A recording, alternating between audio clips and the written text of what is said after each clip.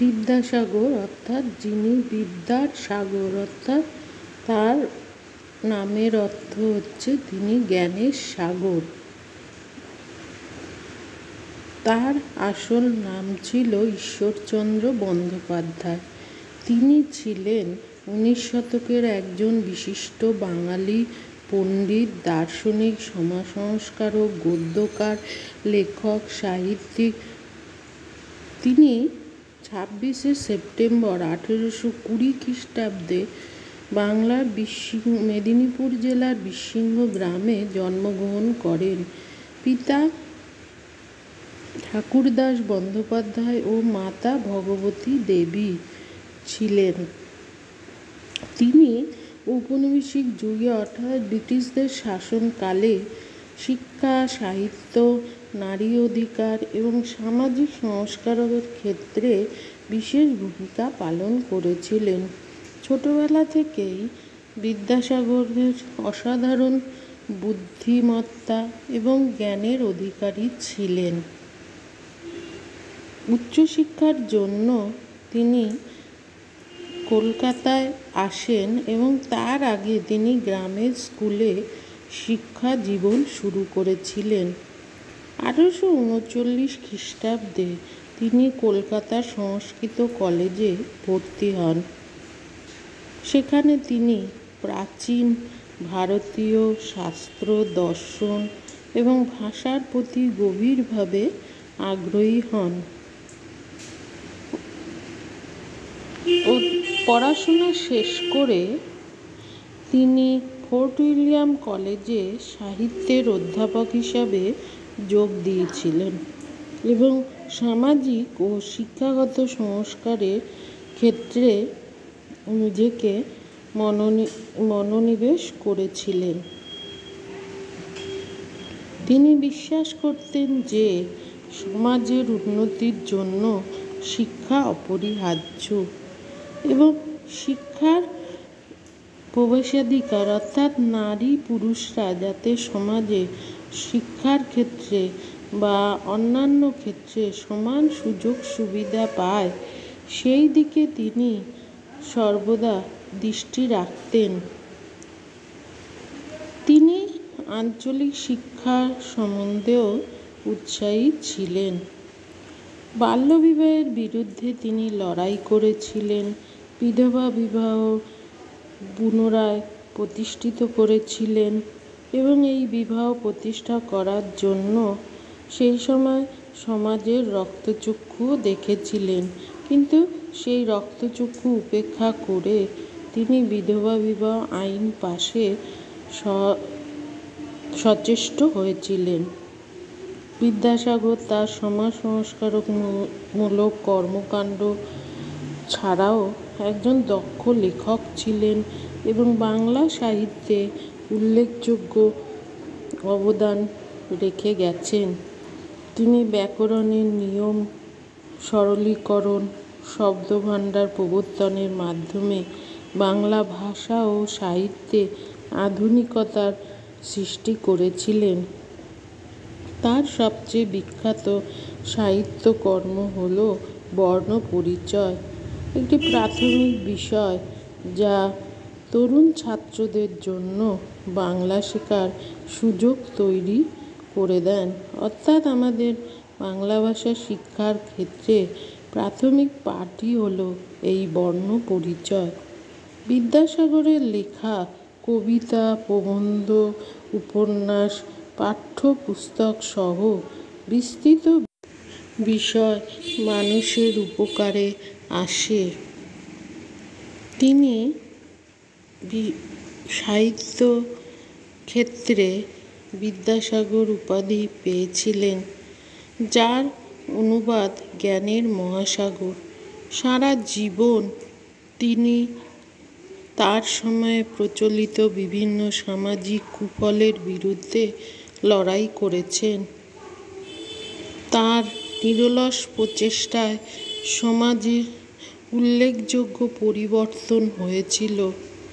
সেই সময় ভারত সমাজের সংস্কারের ইতিহাসে তিনি একজন বিরল ব্যক্তিত্বে পরিণত হয়েছিলেন।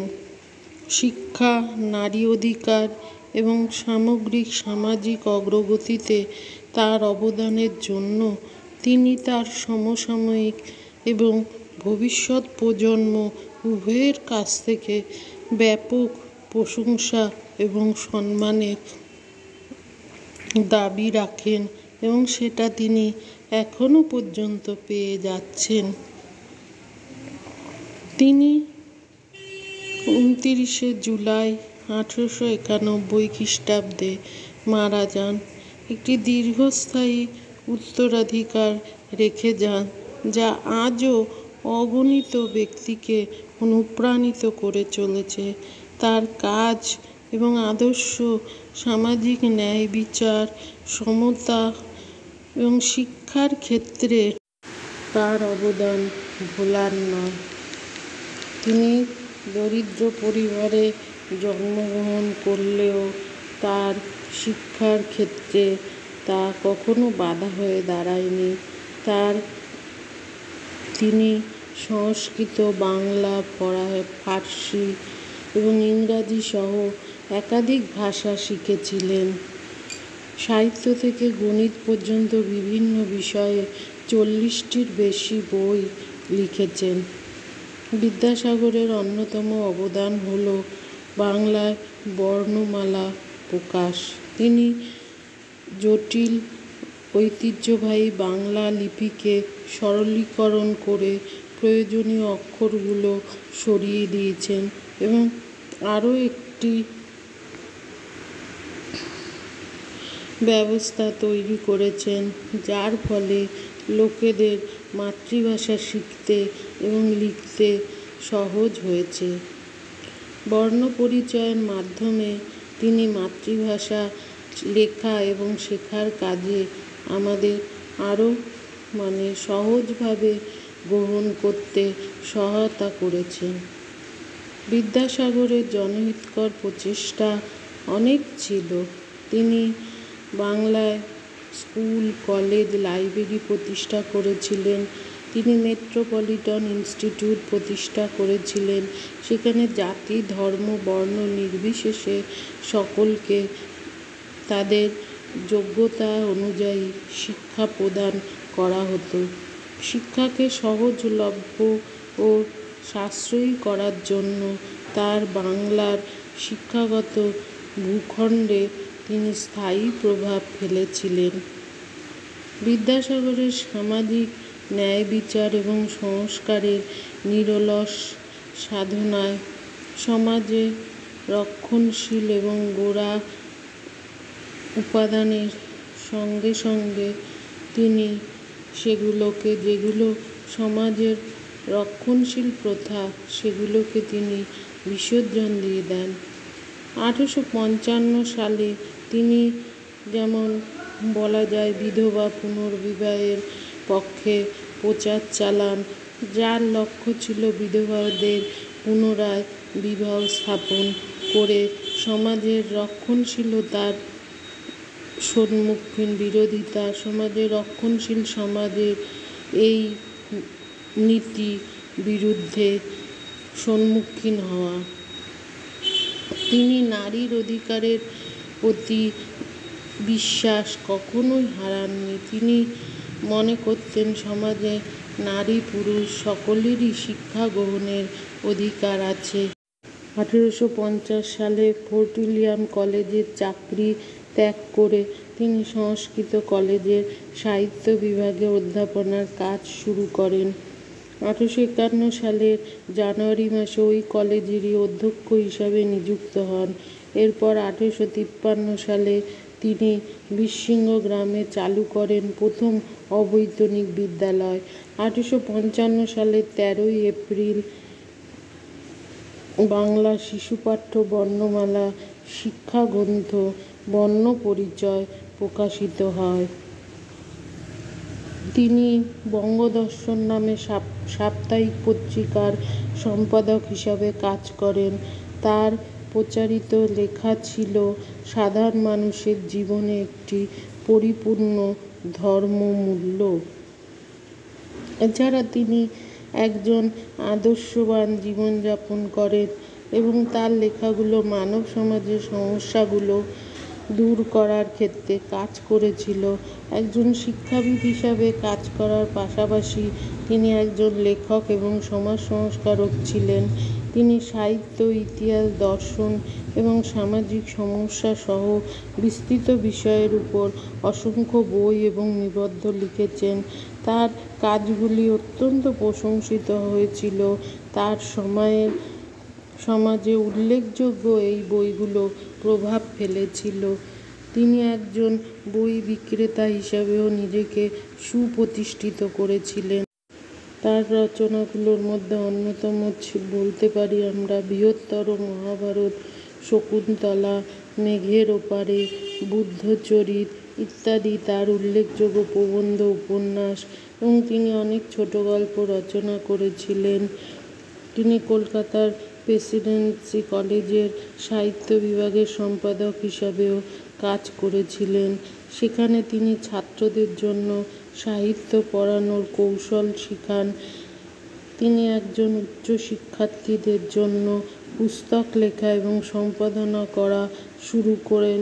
এছাড়াও তিনি একজন বিশ্ববিদ্যালয়ের অধ্যাপক হিসাবেও কাজ করেন। তিনি সমাজের বিভিন্ন ক্ষেত্রে যথেষ্ট অবদান রেখে গেছেন। তার অবদানগুলো যা আগেই বলা হয়েছে, যেমন বিধবা বিবাহ, তিনি বহু বিবাহ, বাল্যবিবাহ এবং বিধবা বিবাহ রোধের জন্য আন্দোলন করেন। 1955 সালে বিধবা বিবাহ প্রচলিত কিনা সে সম্পর্কে 2টি পত্রিকা প্রকাশ করেন। বিধবা বিবাহ আইন পাশ করার জন্য 1000 ব্যক্তির স্বাক্ষর নিয়ে একটি আবেদনপত্র ব্রিটিশ সরকারের কাছে পাঠান। 1856 খ্রিস্টাব্দে তার প্রচেষ্টায় বিধবা বিবাহ আইন পাশ হয় এবং তিনি নিজ পুত্রের সঙ্গে এক বিধবা বিবাহ দেন। এছাড়া বাল্যবিবাহের ক্ষেত্রেও তিনি বিশেষ ভূমিকা পালন করেন।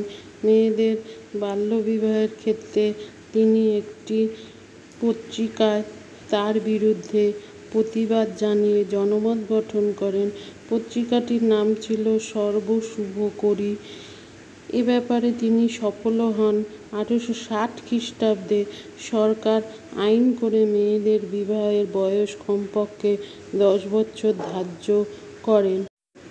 এছাড়া 1873 খ্রিস্টাব্দে বহুবিবাহ বন্ধ করা উচিত কিনা এই বিষয়ে তিনি এতদ বিষয়ক বিচার নামক একটি পুস্তিকা রচনা করেন। তিনি সরকারি সাহায্য প্রার্থনা করেন, কিন্তু বহু বিবাহ প্রসঙ্গে তিনি বিশেষ সাফল্য পাননি। তিনি বুঝেছিলেন যে সমাজে নারীদের শিক্ষিত করা না গেলে তাদের সার্বিক অগ্রগতি সম্ভব নয়। সেই কারণে নারী শিক্ষা প্রসারে তিনি উদ্যোগী হয়েছিলেন। ড্রিঙ্কওয়াটার বেতুনের সহযোগিতায় তিনি হিন্দু বালিকা বিদ্যালয় বা হিন্দু ফিমেল স্কুল 1849 খ্রিস্টাব্দে প্রতিষ্ঠা করেছিলেন, যা পরবর্তীকালে সেটি বেতুন স্কুল নামে পরিচিত হয়। এছাড়া 35টি বালিকা বিদ্যালয় প্রতিষ্ঠার সঙ্গে তিনি নিজেকে যুক্ত রেখেছিলেন এবং 1300 ছাত্রী এই বিদ্যালয়গুলিতে সেই সময় পড়াশোনা করত। বিভিন্ন জেলায় তার সহযোগিতায় 20টি মডেল স্কুল প্রতিষ্ঠিত হয় এবং বেশিরভাগ খরচ তিনি নিজেই চালাতেন। এছাড়া 1872 খ্রিস্টাব্দে তিনি মেট্রোপলিটন ইনস্টিটিউট প্রতিষ্ঠা করেছিলেন, যা বর্তমানে বিদ্যাসাগর কলেজ নামে পরিচিত। তার লেখা কিছু গ্রন্থ, যেমন স্ত্রী শিক্ষায় সামাজিক প্রতিষ্ঠান 1893 খ্রিস্টাব্দ, বিদ্যালঙ্কার 1894 খ্রিস্টাব্দ, সমাজ সংস্কারের উপদেশমালা 1895, ভুল করা নয়, শিক্ষা দেওয়ার পাশাপাশি সমস্যা গুরুত্বপূর্ণ 1910, শিক্ষা ও সংস্কার 1915, যেখানে তিনি শিক্ষার সঙ্গে মনোবোধ সম্পর্কে বিস্তারিত আলোচনা করেছেন। এসব লেখনীর জন্য তিনি অনেক পুরস্কার পেয়েছিলেন। এছাড়া 1839 খ্রিস্টাব্দে হিন্দু ল কমিটির পরীক্ষায় কৃতিত্বের সঙ্গে তিনি উত্তীর্ণ হয়েছিলেন। তিনি ছাত্রদের মধ্যে প্রচুর প্রচেষ্টা করেছেন যাতে তারা বিদ্যা ও সংস্কৃতির উন্নয়নে একতাবদ্ধ হতে পারে। তিনি একজন উত্তম শিক্ষক হিসাবে নিজের পরিচয় দিয়েছিলেন। এছাড়া তার বিভিন্ন শিক্ষায় তিনি সমানভাবে অংশগ্রহণ করেছিলেন। তার মাধ্যমে তিনি আজও জনগণের হৃদয়ে অবস্থান করছেন। এই রকম মহাপণ্ডিতের জীবন শেষ হয়ে যায় 1891 সালে 29 জুলাই কলকাতায় তার বাসভবনে।